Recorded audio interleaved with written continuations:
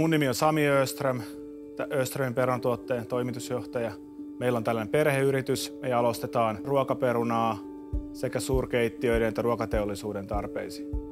Meitä on noin 40 peruna-alan osaajaa täällä töissä ja ostetaan raaka-ainetta meidän sopimusviljelijöiltä, jotka on tästä lähiseudulta. Lähiruokaa.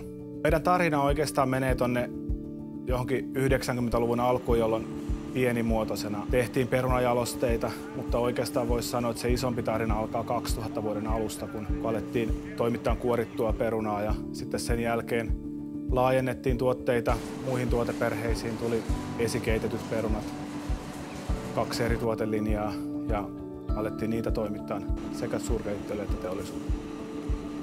Meidän vahvuudet on pienenä perheyrityksenä ketteryys, joustavuus, laatu ja tietysti ehkä semmoinen toiminnan tehokkuus, mikä vaaditaan tämmöisessä prosessiteollisuudessa.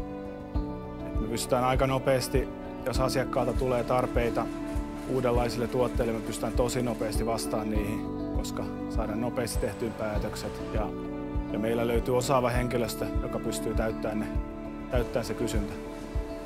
Me ollaan otettu selviä steppejä kohti sitä hiilineutraalisuutta nyt jonkin aikaa, eli me ollaan yli 10 vuotta sitten Potvelo Oyn kanssa yhteistyössä laskettu meidän hiilijalanjälki ja nähty, että mistä se koostuu ja sitä kautta lähdetty sitten pienentämään niitä isoimpia ympäristöä kuormittavia tekijöitä. Että meillä on aikaisemmin jo ohennettu paljon esimerkiksi pakkauskalvoja. Meillä on iso aurinkopaneeliprojekti ihan loppusuoralla ja sen lisäksi ollaan mukana tämmöisessä biokaasuprojektissa esimerkiksi.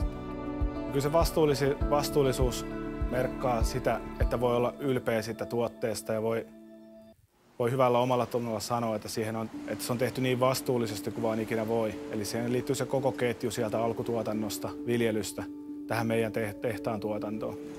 Meidän kaikki tuotteet pystyy jäljittämään sieltä asiakkaan lautaselta ihan peltolohkolle saakka.